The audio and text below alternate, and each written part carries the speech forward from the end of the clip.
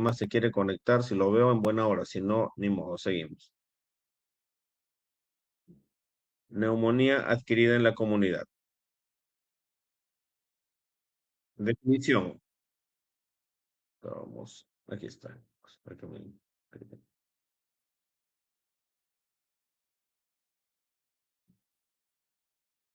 Listo.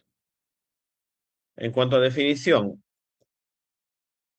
la definición de la neumonía en general debemos hablar, como ven ahí, es un proceso inflamatorio de parénquima pulmonar. Entonces, cuando hablamos de neumonía como tal, la neumonía nos va a llevar en un primer momento automáticamente a pensar en proceso bacteriano, pero hemos de tener en cuenta que la neumonía no es exclusivamente bacteriana, puede ser viral, puede ser por un tema parasitario, e inclusive puede haber alguna afección no asociada a gérmenes, ¿no? Podría haber por ahí de repente un proceso inflamatorio secundario a infección, perdón, a inflamación química, etcétera. Sin embargo, en esta clase pues nos vamos a centrar más en el proceso infeccioso, sobre todo bacteriano. Hemos de entender entonces dos conceptos: el concepto de la neumonía adquirida en la comunidad y el concepto de la neumonía intrahospitalaria o nosocomial. Neumonía adquirida en la comunidad. Es el típico ejemplo que tenemos, pues, de lo que llama la gente los resfríos mal curados, los procesos infecciosos respiratorios que no son atendidos adecuadamente y pueden complicarse, llevando al paciente por complicaciones propias del proceso infeccioso al hospital. Entonces, ¿dónde se desarrolla? Obviamente es extrahospitalario, hablamos de la comunidad. En cuanto al tiempo, va a ser obviamente antes de su ingreso al hospital y hasta los 2 primeros días dentro del hospital. ¿Qué significa esto? Que si tu paciente ingresa al hospital por un proceso respiratorio que más adelante se diagnostica como neumonía, obviamente esa fue la causa y tu diagnóstico inmediato será neumonía adquirida en la comunidad. Ese será tu diagnóstico de ingreso. Pero si tu paciente ingresa al hospital por cualquier otra causa, no necesariamente respiratoria, háblese cardiológica, digestiva, traumatológica, etcétera, y una vez que llega al hospital, antes de haber cumplido 48 horas de estar en el hospital, presenta sintomatología compatible con neumonía, ya sea sintomatología y o radiología compatible con neumonía, no vas a decir que en esas primeras 48 horas desarrolló neumonía por gérmenes del hospital, sino es básicamente un cuadro infeccioso que viene arrastrando de la comunidad. Eso sí lo desarrolla dentro de los primeros 2 días de haber llegado al hospital. Y una vez que tu paciente se va de alta, han pasado más de 7 días de haber sido dado de alta. Ejemplos, llega tu paciente, hemos dicho, por un cuadro respiratorio, obviamente neumonía, identificada, pues obviamente, ¿no? Si tu paciente desarrolla dentro del hospital sintomatología respiratoria y se diagnostica neumonía en las primeras 48 horas de haber ingresado al hospital, ese es un germen que está arrastrándose de la comunidad. Por lo tanto, las primeras 48 horas podremos definir neumonía adquirida en la comunidad. Y si tu paciente le das de alta y a partir del séptimo día en adelante de haber salido del hospital desarrolla síntomas propios de neumonía, dirás que esa neumonía también es una neumonía adquirida en la comunidad. Esos espacios que nos quedan entre los distintos conceptos los va a terminar llenando la neumonía intrahospitalaria o nosocomial. Es decir, si las primeras 48 horas de haber ingresado al hospital desarrolla síntomas de neumonía y hemos dicho que en esas primeras 48 horas el germen es de la comunidad, pues eso será neumonía adquirida en la comunidad. Pero si tu paciente desarrolla síntomas propios de neumonía después de las primeras 48 horas de haber ingresado al hospital, tercer, cuarto día en adelante, ese germen ya no viene de la comunidad, ese germen es propio del ambiente hospitalario, por lo tanto se definirá como neumonía intrahospitalaria o nosocomial. Y si tu paciente le das de alta y en los primeros 7 días de haber salido del hospital desarrolla síntomas respiratorios, dirás entonces que tu paciente no tiene una neumonía extrahospitalaria o adquirida en la comunidad, sino será por un germen del hospital, una neumonía intrahospitalaria o nosocomial. Repito, por última vez, para no confundirlos con los términos. Neumonía adquirida en la comunidad, aquella que se desarrolla en las primeras 48 horas de haber ingresado al hospital o a partir de los 7 días de haber sido dado de alta a tu paciente. Neumonía intrahospitalaria, aquella que se desarrolla a partir del segundo día de ingreso hospitalario y hasta los 7 primeros días después de haber salido de alta del hospital. Déjenme ver si alguien más está ingresando a aceptar. Sí, solamente una persona. Mm, listo. Somos 59 conmigo. Ahí cerramos. Ya no acepto a nadie más. Son las 10:20. En cuanto a la etiología, esto es sencillo. Ya se los han dicho desde microbiología e inclusive en otros cursos previamente. Gérmenes bacterianos asociados a neumonía adquirida en la comunidad, en la cabeza el estreptococo neumoniae, ¿sí? El llamado neumococo. Sin embargo, no es el único, es lo que ustedes ven ahí resaltado en rojo. El Haemophilus influenza también es un germen de los adquiridos en la comunidad. Si hablamos, pues, de cuál es la causa de mortalidad más frecuente en nuestra población, sobre todo en personas mayores de 60, 65 años, van a ser estos gérmenes. Los virus también pueden desarrollar neumonía. ¿Cuál es el ejemplo más reciente que tenemos de neumonía viral? Todos conocemos la COVID-19, el SARS-CoV-2. Sin embargo, luego de esa época de la pandemia, pues la frecuencia o el impacto de neumonías por virus ha ido disminuyendo. Cuando hablamos de microorganismos bacterianos, podemos distinguirlo en dos grupos, los típicos y los atípicos. Los típicos son los que ustedes pueden ver en esta parte de aquí, que creo que sí se lo estaba marcando, donde dice los patógenos predominantes en la neumonía intrahospitalaria son Streptococcus pneumoniae, Haemophilus influenza, Mycoplasma pneumoniae y Chlamydia pneumoniae.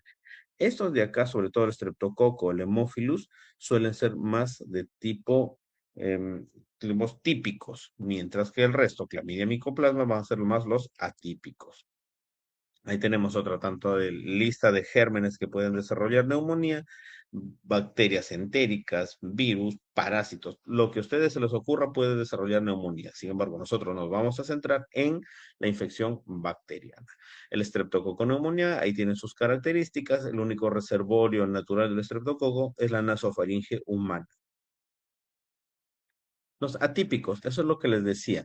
Cuando los pacientes desarrollan síntomas o algún paciente desarrolla síntomas propios de neumonía, que ya los vamos a desarrollar más adelante, es difícil de buenas a primeras tú saber y diferenciar clínicamente si la neumonía está desarrollada por un germen típico o por un germen atípico. Es muy difícil. Lo que podría orientarte de alguna forma quizás son algunos hallazgos radiológicos, pero más allá de eso, la clínica es muy difícil de distinguirla. ¿Cuáles son los gérmenes atípicos? Los que ven ahí, Mycoplasma pneumoniae, Chlamydophila pitachi, Coxsackie burnetii, Legionella pneumófila. ¿Qué nos interesa más de todos estos? Sobre todo los dos primeros, el Mycoplasma pneumoniae y la Chlamydia pneumoniae. Esto en cuanto a atípicos, a Haemophilus y Streptococcus, recordarán que son más típicos, clínicamente indiferenciables típicos de atípicos. Por lo tanto, la primera lógica que yo debo tener es cuando le dé tratamiento a mi paciente, deberé cubrir con mi espectro antibacteriano gérmenes típicos y gérmenes atípicos para así poder tener seguridad que estoy tratando bien a mi paciente. ¿Qué es lo que caracteriza a los gérmenes atípicos? Básicamente, lo de aquí. No crecen en cultivos convencionales. Cuando algunos de ustedes quizás ya han rotado conmigo o con otros de sus docentes en práctica, habrán visto que dependiendo del tipo de muestra respiratoria, pedimos cultivo para gérmenes comunes. Cuando pedimos gérmenes comunes, excluimos a este tipo de microorganismos, de que estos de aquí son muy difíciles de cultivar, micoplasma y clamidia. Además, los gérmenes atípicos no son sensibles a los betalactámicos como sí son sensibles los gérmenes típicos. ¿Y con qué cubrimos entonces a los atípicos? Con lo de aquí, macrólidos, doxiciclina y fluoroquinolonas. Ya lo veremos en un momento.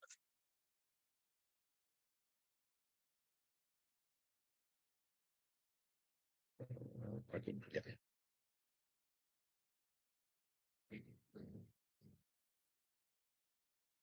Este extracto está tomado de la Guía de Práctica Clínica de Neumonía Adquirida en la Comunidad del Hospital Nacional Hipólito Unanue, donde básicamente tenemos lo mismo que les he dicho, clasificación de los típicos, los atípicos y algunos gérmenes de tipo viral.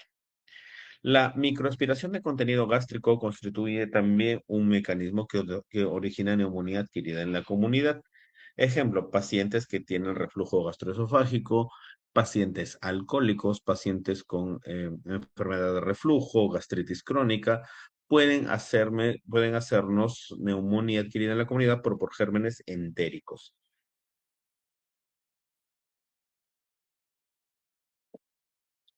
No, esta de acá. Siguiente. Me interesa esta diapositiva. Factores de riesgo. ¿Cuáles son los factores de riesgo? Cualquiera de nosotros puede estar expuesto al germen. Sí, hemos hablado que hay quienes colonizan. Streptococo, por ejemplo, coloniza nuestra nasofaringe y no por eso nosotros hemos desarrollado neumonía. Tiene que haber factores predisponentes. Recordarán que para que una enfermedad desarrolle necesitamos tanto las características del agente y también las del huésped con el medio ambiente. En el caso de los factores de riesgo no modificables, podemos hablar, uno, de la edad, principalmente pacientes mayores de 65 años o que tengan algún tipo de algún tipo de inmunodeficiencia, decirlo de alguna manera, o que comprometa su sistema inmune, por ejemplo, enfermedades crónicas tipo diabetes, hipertensión no controlada, patologías oncológicas, usuarios crónicos de corticoides, etcétera, etcétera. Aquí, como podemos ver también, el tabaquismo, el alcoholismo, la malnutrición, o si tu paciente tiene otro tipo de enfermedades respiratorias, como tipo las bronquiectasias, pueden generarte, predisponer a que tu paciente desarrolle neumonía. El VIH es un factor también muy importante, y aunque hay otros menos comunes, como fibrosis quísticas o bronquiectasias congénitas, también están asociados a desarrollo de neumonía, sobre todo estos dos primeros, medio ambiente y estilo de vida e higiene. En cuanto al cuadro clínico, ¿cómo reconocemos nosotros al paciente con neumonía, no? El paciente con neumonía va a ser muy fácilmente confundible con otros pacientes tipo, por ejemplo, bronquiectasias, ¿no? El paciente viene por tos productiva, a veces de más o menos facilidad para expectoración, fiebre, malestar general, escalofríos y si está muy avanzado por disnea y dolor pleurítico. Eso es lo que puede generarte un paciente con neumonía. Sin embargo, aún en ese momento es un cuadro muy confuso. No puedes saber si es un cuadro de neumonía como tal, si de repente es un problema de bronquiectasias, si ya tiene dolor pleurítico, no sabes si es una neumonía complicada con derrame o si es un derrame propio así por tuberculoso o oncológico. Entonces, ¿qué es lo que nos va a ayudar? Uno, la semiología. ¿Qué es lo que vas a ver? Aparte en la inspección, palpación, percusión, auscultación, que es lo que ustedes tienen en ese cuadro, me interesa mucho la auscultación. Uno, vas a tener la presencia de los crepitantes. El crépito, en el contexto de un paciente con sospecha de neumonía, va a ser pues un signo que te va a ayudar bastante, ¿no? Entonces, usualmente las neumonías suelen ser unilaterales. Ojo, usualmente, siempre utilizo la palabra, lo más común. No es que todos generen esto, pero lo más común es que te encuentres con crepitantes unilaterales de predominancia en las bases. Recordemos, zona 3 de West.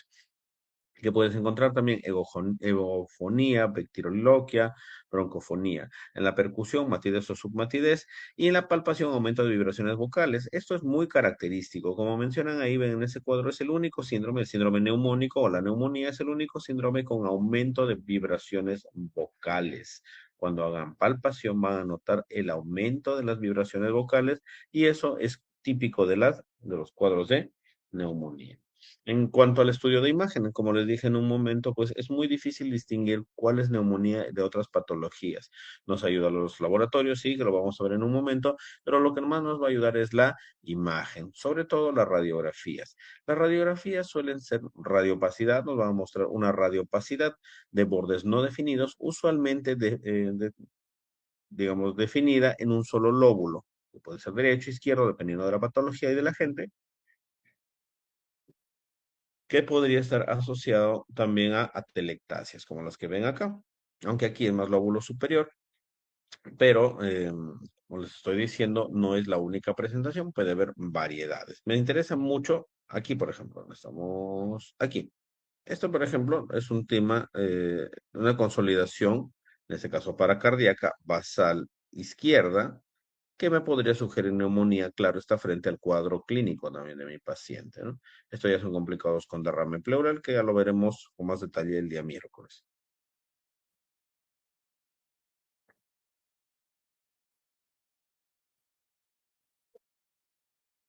Pues, ¿qué pasó? Aquí, ya.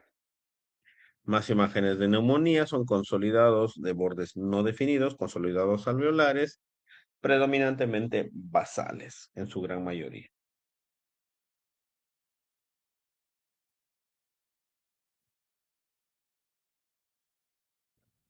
En cuanto a la tomografía nos va a ayudar bastante por esto de aquí. Lo que ustedes pueden ver, esto es un consolidado. Todo lo que vean en blanco, eso es líquido, ¿ya? Esto es consolidado, pero nótese aquí, ¿sí? En el medio, estas líneas negras que parecen ramas dentro de ese fondo blanco. Si ustedes ven estas líneas negras como a manera de ramificaciones dentro de un fondo blanco, esto se llama consolidado con broncograma aéreo. Esto es un signo típico de neumonía. Uno ve esta imagen y definirás pues que es efectivamente un cuadro neumónico.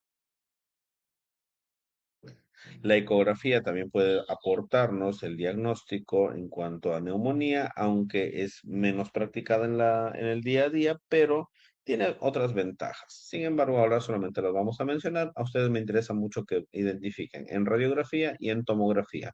En tomografía el patrón broncograma aéreo, en radiografía el consolidado alveolar de bordes indefinidos, predominantemente basal, usualmente unilateral.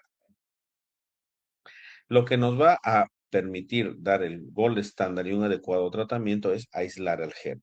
Pero en el tema de aislar al germen, el examen microbiológico, como les acabo de decir hace unos minutos, puede ser por gérmenes típicos y gérmenes atípicos. Los gérmenes típicos sí se pueden cultivar, los gérmenes atípicos son muy difíciles de cultivar.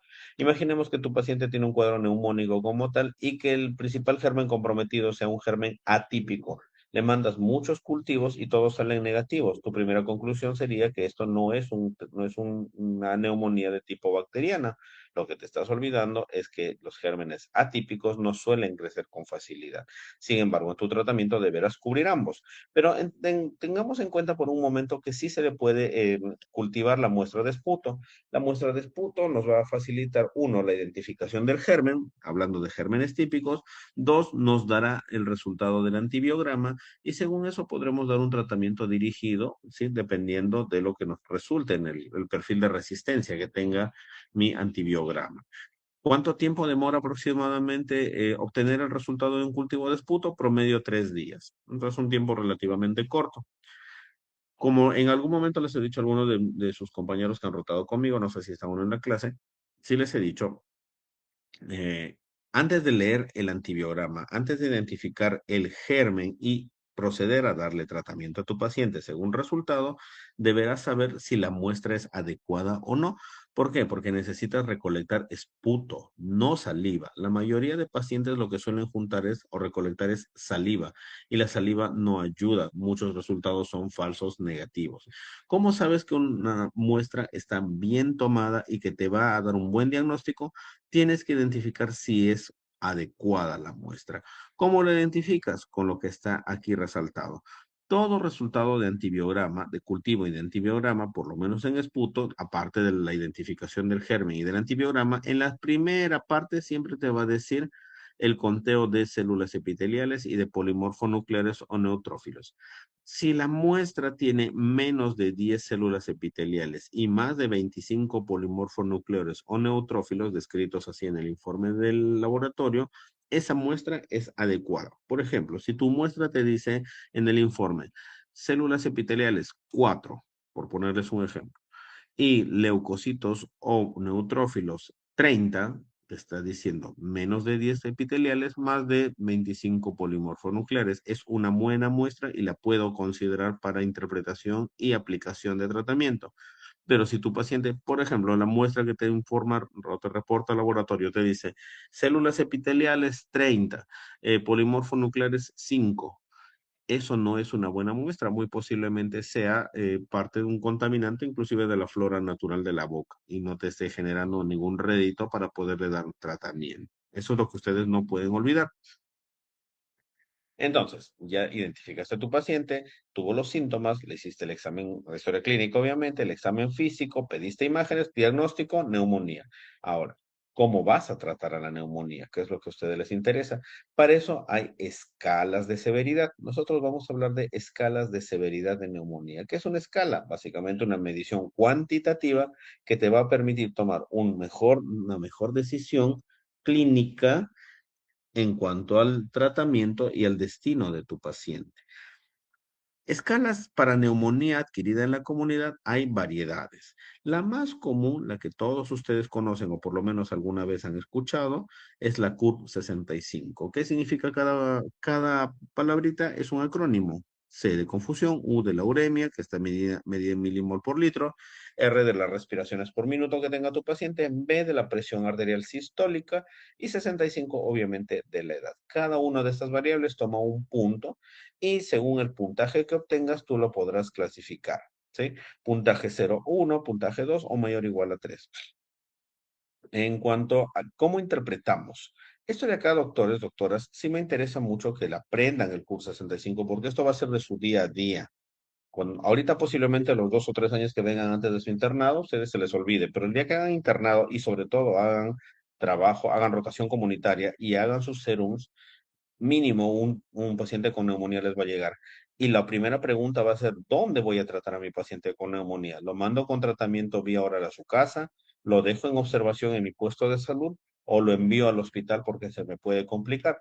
Para eso sirven las escalas de severidad, en este caso el CUP 65. ¿Qué me dice? Si tu puntaje después de haberle hecho estos exámenes básicos, de haberle tomado la presión, contado la frecuencia cardíaca, perdón, respiratoria, ver su estado confusional o no, su edad, y lo único que le tienes que sacar es el boom o la uremia, sacas este puntaje, 0 a 1 puntos. ¿Qué dices? Tratamiento ambulatorio, le puedes decir, tratar con vía oral, vaya a su casa y viene todos los días para darle su tratamiento, o mandas con tratamiento a su casa y le pides a tu paciente que regrese, no sé, en unos 2, 3 días para reevaluación. Eso es ambulatorio. ¿Por qué? Porque el curso 65 te salió 0 puntos o un máximo 1. Si te salió 2 puntos, ese paciente no te compliques la vida. Ese paciente, si tú lo envías a su casa, posiblemente se va a complicar pronto. Entonces, ¿cuál es la mejor decisión? Hospitalizarlo. Si tú tienes una zona de hospitalización en tu puesto de salud, puedes manejarlo con un seguimiento diario, obviamente bajo supervisión diaria de personal de salud.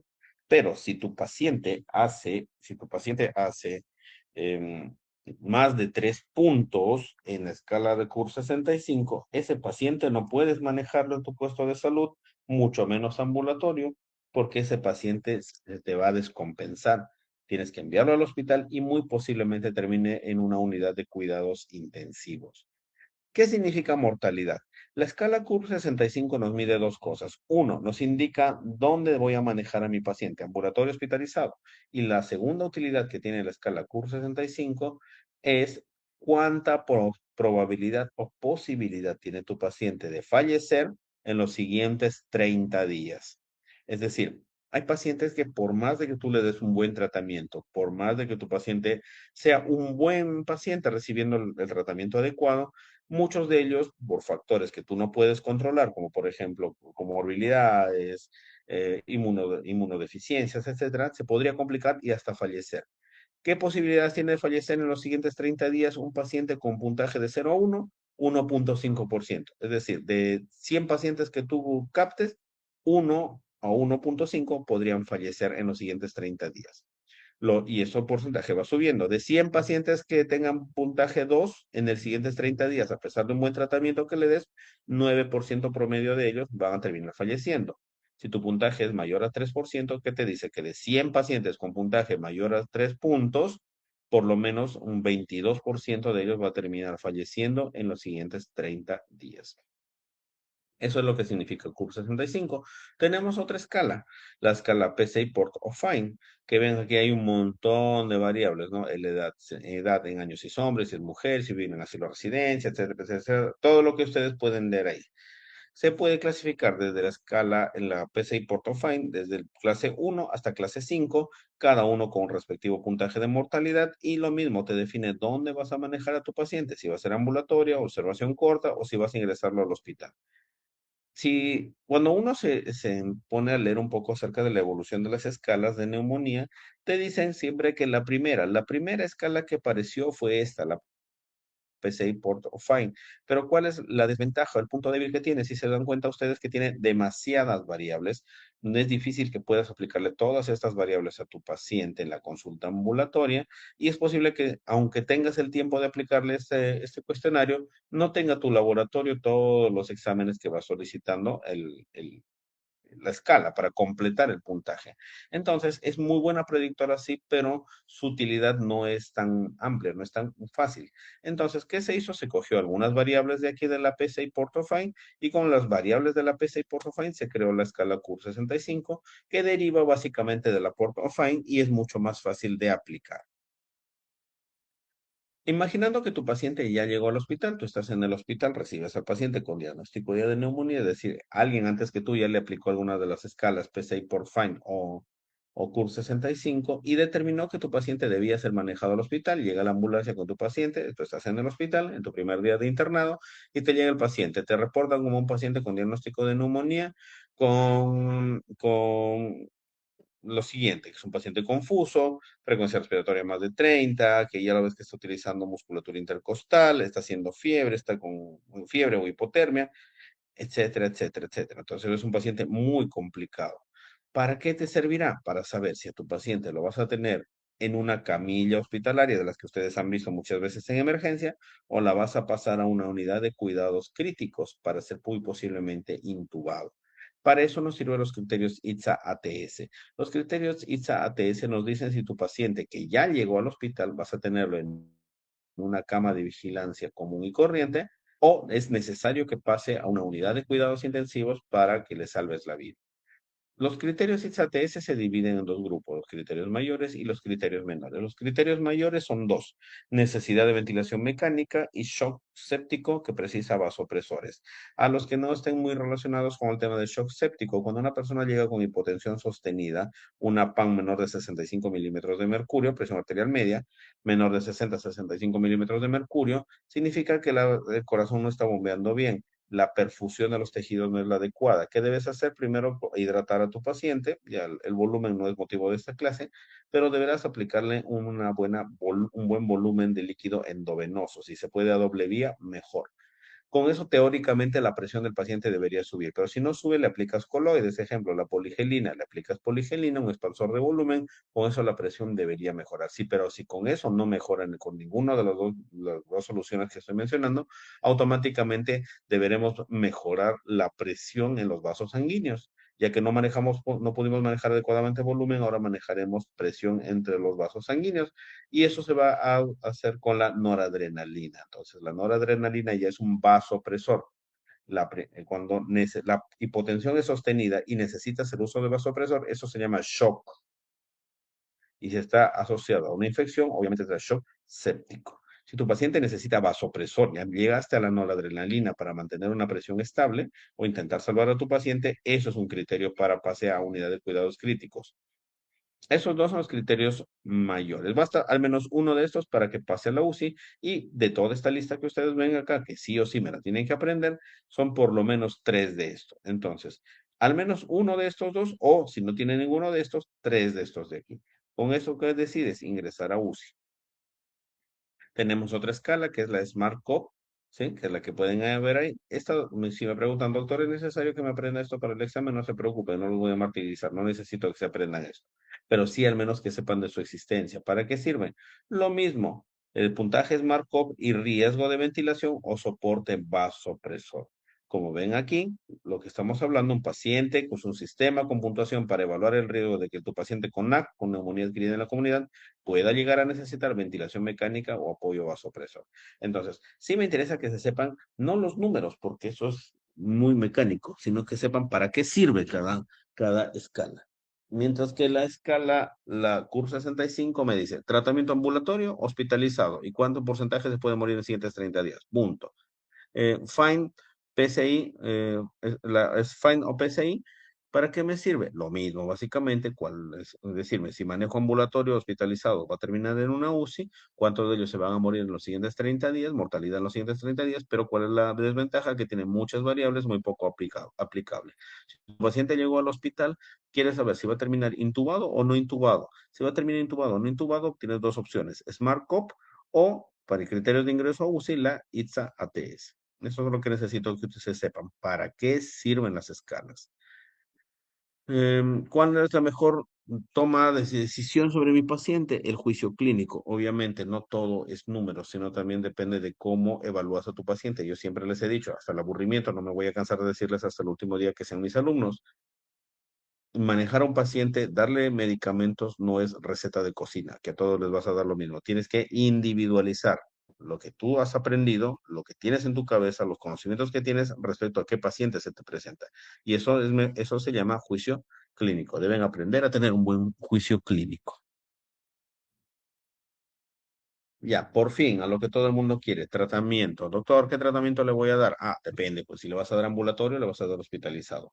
Si tu paciente le vas a dar un tratamiento ambulatorio, deberás preguntarte si tu paciente tiene comorbilidades o no tiene comorbilidades. Si tiene comorbilidades, utilizamos monoterapia.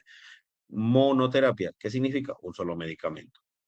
Amoxicilina en la dosis que ven ahí, doxiciclina o macrólido. ¿Qué macrólidos? Acitromicina o claritromicina. Me voy adelantando. Amoxicilina estamos cubriendo los típicos y con la doxiciclina macrólidos estamos cubriendo los atípicos. Si tu paciente tiene comorbilidades, que es lo más común en la práctica clínica, lo más común es encontrarte con pacientes mayores de 65 años con comorbilidades. Esto es lo más común. Aquí está la gran mayoría. ¿Qué vas a tratar? Un paciente ambulatorio con doble terapia antibiótica. Nunca se olviden, con comorbilidades, con doble terapia antibiótica. Sin comorbilidades mayores de 65 años, usualmente tenemos la monoterapia. ¿Dónde está el mayor grueso de nuestros pacientes? Aquí, pacientes ambulatorios con comorbilidades y deberemos tratarlo con doble antibiótico. ¿Cuáles? Un beta-lactámico, lo que me interesa es básicamente beta-lactámico, puede ser amoxicilina ácido clavulánico, amoxicilina sola, si vas a utilizar un endovenoso, la ceftriaxona o cualquier otra cefalosporina, podrías inclusive hasta colocarle penicilina benzatínica, pero si es con comorbilidades y estamos hablando que son por atípicos y por atípicos, con eso estaríamos cubriendo con el primer grupo los típicos, que nos falta cubrir los atípicos y por eso siempre le agregamos un macrólido, es beta-lactámico más macrólido, no se olvidan eso. Cuando van a manejar pacientes con neumonía ambulatorio, la mayoría son mayores de 65 años y la gran mayoría tiene comorbilidades. Entonces deberán usar doble terapia antibiótica. Uno, betalactámico que me cubra los gérmenes comunes y dos, asociado siempre a un macrólido que me va a cubrir los atípicos. Pero hay algunos pacientes que suelen ser alérgicos a los betalactámicos y o a sus variedades, ¿no? Entonces, ¿qué es lo que se va a cubrir en ese caso? Con monoterapia con levofloxacino, con fluoroquinolona. En general con fluoroquinolona, moxifloxacino o levofloxacino. Lo que más utilizamos en la práctica diaria es el levofloxacino como monoterapia. ¿Por qué? Porque el levofloxacino tiene espectro para los típicos y los atípicos. Se recomienda cuando tu paciente no sea intolerante a alguno de los otros dos medicamentos mencionados o quizás sea alérgico a penicilina. En cuanto al tratamiento hospitalario, ¿cómo manejas paciente hospitalizado? Si tu neumonía, el paciente tiene neumonía severa o no severa. Si es no severa, lo que ustedes ven ahí, ceftriaxona, ampicilina sulbactam, cefotaxima, ceftolarina, más siempre tu macrólido. ¿Cuál es la opción? Aún estando hospitalizado tu paciente, levofloxacina. Esta levofloxacina puede venir vía oral o también hay presentación endovenosa. Si el paciente presenta una neumonía adquirida en la comunidad de tipo severo, estando hospitalizado, cualquiera de las siguientes opciones que ustedes ven ahí, vancomicina, linocellid, piperacillina, tazobactam, ceftazidima, cefepime, astronam, o los carbapenems, meropenem y penem, en las dosis que ustedes pueden ver ahí. Y ya con esto estamos cerrando, doctores. En cuanto a la vacunación, nunca se olviden, el paciente con neumonía, bueno, hablamos en el paciente con EPOC, hablamos que debía tener su carnet de vacunas completo. En el paciente mayor de 65 años que tú quieres cubrirlo y que no desarrolle formas severas de neumonía, deberás encontrar lo siguiente. Para el adulto mayor está recomendando la polisacárida BNP 23. ¿A quién se recomienda? Mayores de 65 años. La conjugada 13 es para niños. Esto ustedes lo van a ver en pediatría. Sí, a mí me interesa ahorita como parte de adultos lo de aquí. La vacuna de protección es la polisacárida de 23 serotipos, la BNP 23, mayores de 65 años o más. En sus recomendaciones, refuerzo cada 5 años. Y así, doctores, doctoras, es como hemos hecho muy brevemente el tema de neumonía. Gracias. No sé, por favor, no cierren todavía. Voy a llamar por aulas. Conforme yo los voy a ir llamando, van a hablar, me dicen presente y